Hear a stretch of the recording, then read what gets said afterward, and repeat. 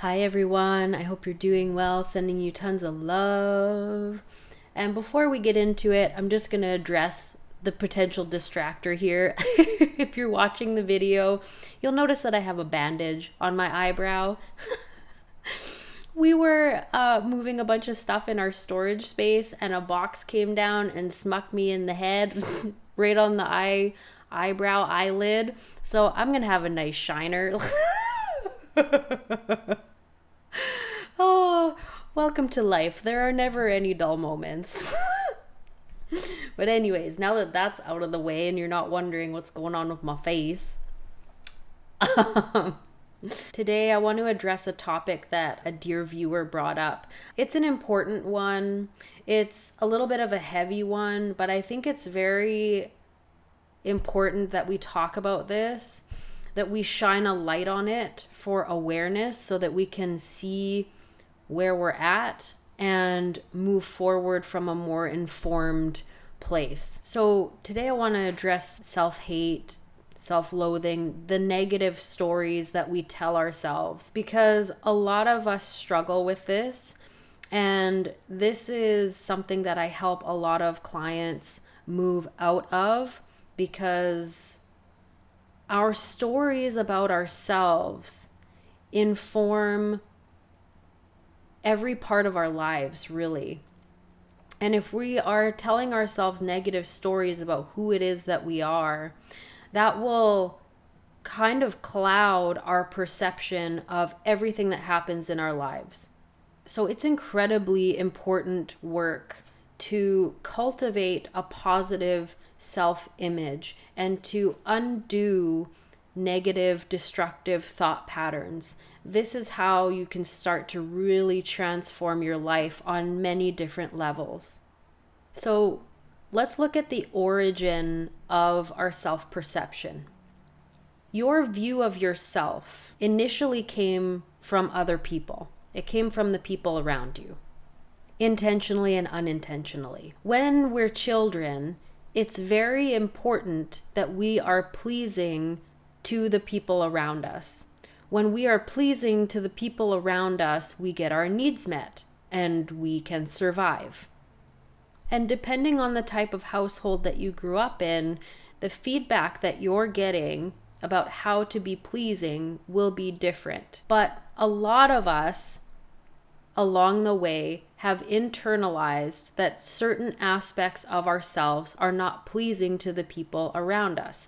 Either it made them uncomfortable or triggered something in them or just grated on their nerves, whatever the case may be. When we're young, we internalize that feedback.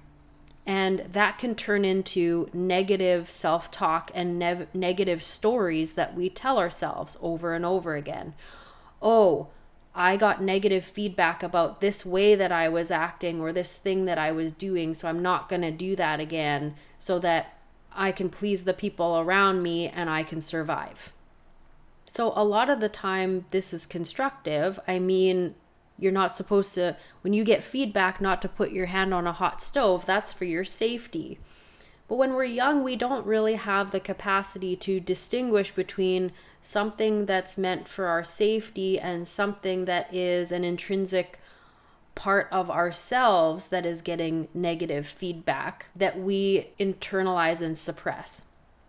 So for me personally, I always felt like I was too much. I was too loud. I was dancing too much. I was asking too many questions. I always felt like I was too much. So I suppressed a lot of that part of myself, the part that is loud and boisterous, the part that is constantly questioning everything, and the part of me that would squeal when I was happy, or, things like that. There's so many layers to this, right? So there's so many things that I know I have suppressed. But I also want to address the trauma that can happen when you are growing up around people who don't like themselves and project that onto you. So for myself personally, I grew up with a stepmother who has personality issues, and really, I know now, doesn't like herself, but she was so miserable that she made everyone around herself miserable as well. And she would constantly be telling me that I was a bad person. And anytime that I did something wrong, I wouldn't just get punished for that thing. She would bring up this Rolodex in her head of every other time I'd messed up and shame me for that as well. So I internalized all of that. And I internalized the shame spirals. So, and I don't know if this is an official term, this is just what I've been calling it. So one thing that I've had to really work through is undoing that narrative and undoing the shame spirals, because as I grew up and went on through my life away from that house, I continued to have that voice in my head that was telling me that I was a bad person, that I was selfish. And then anytime that I did make a mistake, I would berate myself about that mistake, about every other mistake that I'd made. And it was just so toxic. It was so toxic inside of my head. And it has taken years to undo all of that. But even if you had caregivers who weren't actively coming at you like that, you can still create these negative narratives in your head about yourself being too much, being a bad person, being bad at such and such, being self-centered, whatever it is, whatever your negative narrative is. I think we all have this to some degree. So a lot of this is formed in childhood through our experiences with the people around us. And as we grow older, 11:11 on the clock. And as we grow older and we go out into the world, we continue to look outside of ourselves for feedback on whether we are pleasing enough or not. Whether we're aware of this or not, that's what's happening on a subconscious level, is we are kind of curating our personality so that we can be pleasing for the people around us, and subconsciously taking notes of how people are reacting to us, what they're saying back, their facial expressions, their body language when we express certain parts of ourselves. It's a lot of mental work, and it's actually pretty exhausting to live in that way. But that's kind of what we learn to do. And if we're looking for our sense of self-worth from other people, it's never going to be true and lasting, because humans are fallible. We have ups and downs. We have bad days and good days, and some days we don't have the capacity to fully be there and pour into somebody else. So if your sense of self-worth and validation is coming from other people pouring into you, you're going to be disappointed, and you're going to take it personally when people don't have that capacity, or when people just straight up don't like you. This was something that was really hard for me to learn, is that no matter how good your intentions are, how loving you are, how much you try to please others, there are just going to be some people who don't like you. And if you happen to trigger something in them that brings up their shadow that they haven't integrated, they could actually come out and attack you. I've had that happen in real life multiple times. Being out here on the internet, I get hate comments all the time. It used to really bother me, but now I'm at a point where I've got a strong sense of who I am. I know my intentions. I know how I show up. I know what's going on in my mind, and I know what's going on inside of my heart.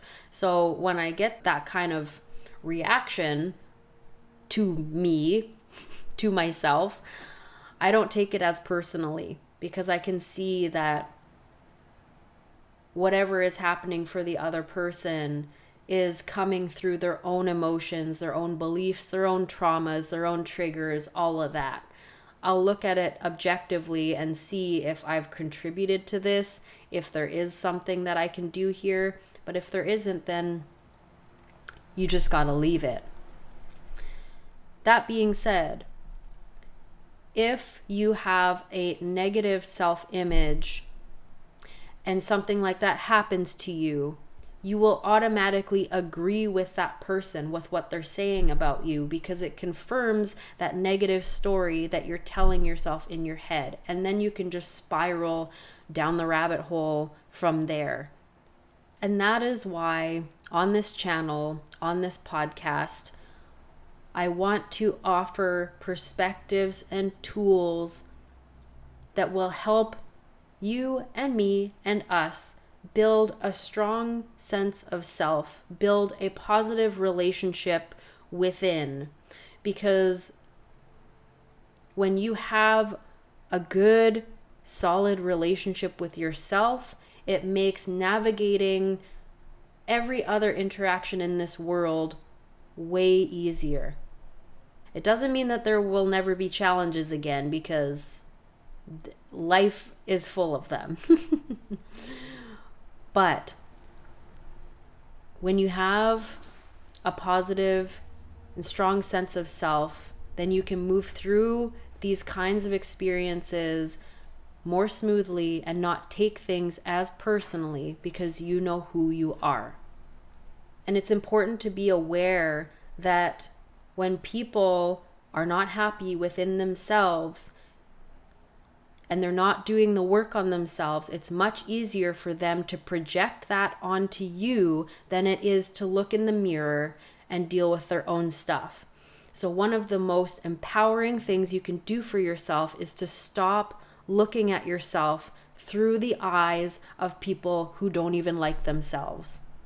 Start to take your attention away from other people's opinions, away from other people's projections, and start to put that attention on yourself, on your positive attributes, on the things that you like about yourself. And if you're at a point right now where you don't like a whole lot of things about yourself, start with something small that you can focus on. Your generosity, maybe your work ethic, your attention to detail. Start to focus on the things that you like about yourself. Make a list. This is really helpful, especially in the beginning, is to make a list of your positive attributes. Make a list of the things that you're good at. Make a list of positive feedback that you have received, and keep that close by so you can read it and reread it and reinforce that for yourself. All of these positive attributes. And the more that you do that, the more it starts to rewrite your story about you in your mind. And the more that you can create a positive story for yourself in your mind about who it is that you are, the more that will start to transform your life. It will start to change your perspectives of interpersonal relationships. It will start to change your perspectives of what's happening in your life, the challenges that come your way. And it will start to lessen the shame spirals that can happen when things go awry. Another way that you can start to rewire your story about yourself is by doing mirror work. And I know I mentioned this in my last video, and it's in my book as well. It was popularized by Louise Hay. It's a very powerful practice that can be really uncomfortable at first. When I first started doing mirror work, I couldn't even look at myself without bawling my eyes out. But it started to really transform my own view of myself to a point where, I started to just be more comfortable with myself. And then it started building into actually liking myself and then being proud of myself and so on and so forth. And actually putting myself out there on the internet has been a big practice in this too, because like I said, I've gotten hate comments, I've gotten trolled numerous times and had people write blog posts about me, negative ones. And all of that has challenged me to just reinforce my positive stories about myself. So mirror work I'll make a separate video about that, but you can Google it, look it up, try it out, practice it. It's a very powerful practice. And you know, the longest and most intimate relationship you're ever going to be in is the one with yourself. So if you can make sure that that relationship is a healthy one, that will inform every other relationship in your life, from friendships to family relations to business partnerships. So start within, with you, getting to know yourself again, reconnecting with those parts of yourself that you've shoved into the corner because it was not pleasing to the people who were around you, and start to tell yourself positive stories about who it is that you are. The longest and most intimate relationship that you're ever going to have is with yourself. So make sure it's a healthy one. Start to build that foundation within yourself, and that will start to change everything in your life. Sending you all tons of love. Thanks for sharing this video with someone you think it might resonate with. Thank you for liking and commenting, subscribing to the channel and the podcast. It means the world. Have a good day and a good week, and I'll see you in the next one. Bye for now.